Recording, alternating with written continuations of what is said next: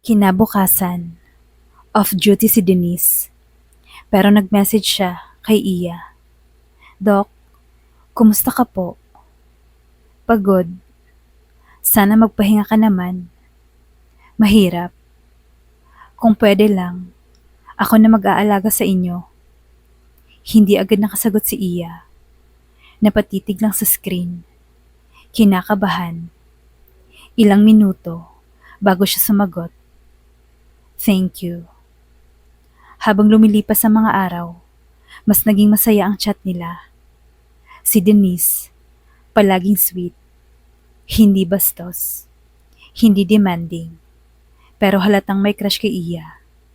Si Iya naman, laging pinipigilan ang sarili. Bata pa siya, nurse siya, ako ang doktor niya. Hindi pwede, pero hindi niya kayang putulin ang usapan. Isang gabi, habang umuulan, nag-overtime si Iya para ayusin ang mga discharge papers. Biglang bumukas ang pinto ng lounge. Si Denise. Basang-basa ang buhok. Dok, naghatid po ako ng pagkain. Nagulat si Iya. Anong ginagawa mo dito? Off ka, di ba? Naalala ko po. Sabi nyo, di kayo kumakain pag pagod. Hindi makasagot si Iya. Nagkatitigan sila. Tumulo ang tubig mula sa buhok ni Denise. Lumapit si Iya. Hinila ang towel mula sa locker. Basang-basa ka. Gusto mo bang magkasakit? Napatitig si Denise. Tahimik. Hawak ni Iya ang towel. Pinunasan ang buhok ni Denise. Hindi mo na kailangan gawin to. Mahina ang boses niya. Gusto ko po. Hindi nagsalita si Iya, pero hindi niya tinigilan ang pagpupunas. Pagkatapos, sabay silang kumain. Tahimik sa una, pero ramdam nila ang bigat ng mga tingin. Si Iya, kunwari busy sa pagkain. Si Denise, nakatitig lang. Pagkaubos ng pagkain, nagsalita si Denise. Dok, pwede po bang magtanong? Ano yon? Bakit parang iniiwasan niyo po ako? Hindi makasagot si Iya. May mali po ba sa akin? Hindi pa rin nagsalita si Iya. Nabigla siya nang biglang may luhang tumulo sa mata ni Denise. Sorry po kung makulit ako, kung nakakainis. Ayoko po sana kayong iwasan. Nataranta si Iya. Tumayo. Denise, huwag kang umiyak. Pero tuloy ang luha ni Denise. Hindi ko po kasi mapigilan. Gusto ko kayong makita. Gusto ko kayong makausap. Kahit pasuplada kayo. Kasi alam kong mabait kayo sa totoo. Hindi na alam ni Iya ang gagawin. Hinawakan niya ang pisngi ni Denise. Pinunasan ang luha. Tahimik, pero pinisil ang pisngi. Walang mali sa'yo. Kinabukasan, magkasabay silang pumasok.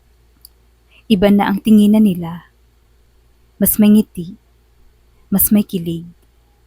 Pero sa harap ng iba, professional pa rin.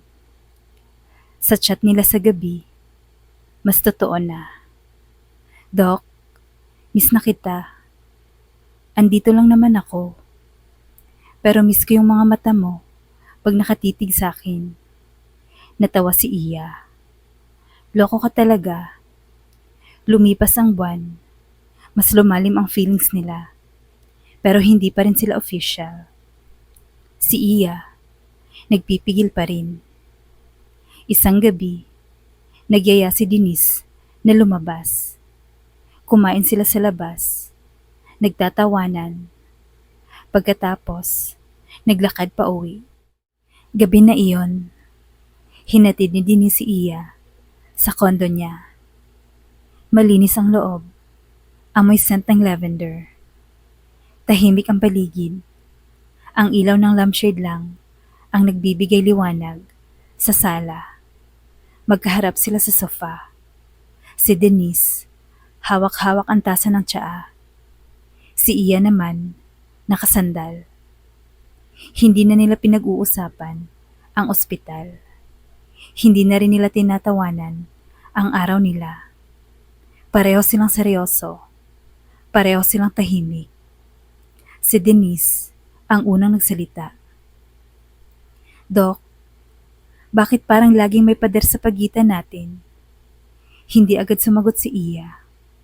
Tumingin siya sa mata ni Denise. Yung brown eyes na yon na laging bumabalot sa isip niya. Huminga siya ng malalim. Denise, po, may gusto akong sabihin. Tumango si Denise. Nanginginig ang boses ni Iya. Hindi mo alam ang lahat tungkol sa akin. Tahimik si Denise, pero pinisil ang kamay ng doktora. Nagpatuloy si Iya. Alam mo kung bakit ako suplada? Bakit ako laging nagtatago sa trabaho? Bakit po? Dahil sinubukan ko na dati.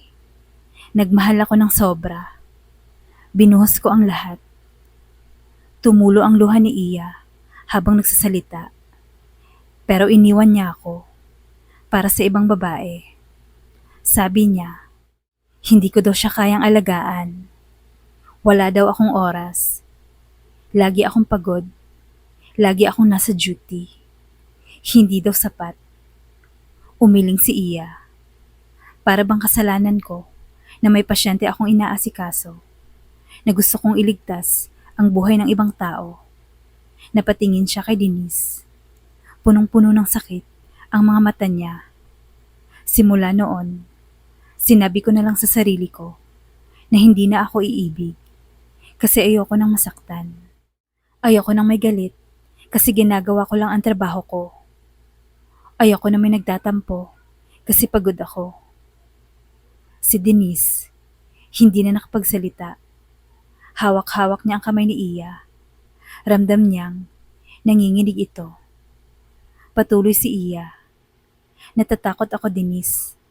Natatakot ako na baka maulit yun. Na baka iwan mo rin ako balang araw. Kasi ganito ako. Trabaho ang buhay ko. Wala akong ibang alam.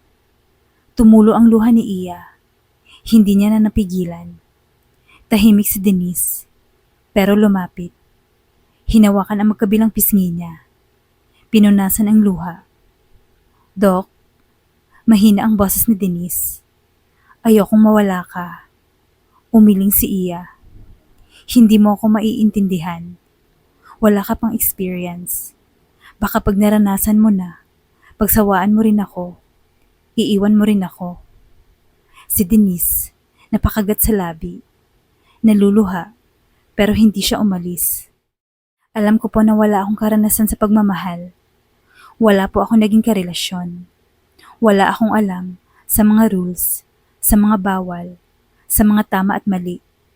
Pero tumulo ang luha ni Denise. Pero willing po akong matuto. Kahit mahirap, kahit masaktan ako, basta ikaw ang kasama ko. Nagulat si Iya. Hindi siya makatingin, pero ramdam niyang sumisikip ang dibdib niya. Hinawakan ni Denise ang kamay niya ng mas mahigpit. Hindi kita iiwan. Hindi kita ipagpapalit. Hindi ko pipilitin na baguhin mo yung sarili mo. Napaiyak na rin si Denise. Gusto ko yung totoong Iya. Kahit masungit. Kahit laging busy. Kahit pagod. Huminga si Denise. Nanginginig. Basta alam kong mahal mo ko. Sapat na yun. Biglang niyakap siya ni Iya. Mahigpit. Sobrang higpit na parang ayaw na siyang pakawalan. Umiyak silang dalawa. Tahimik pero puno ng bigat.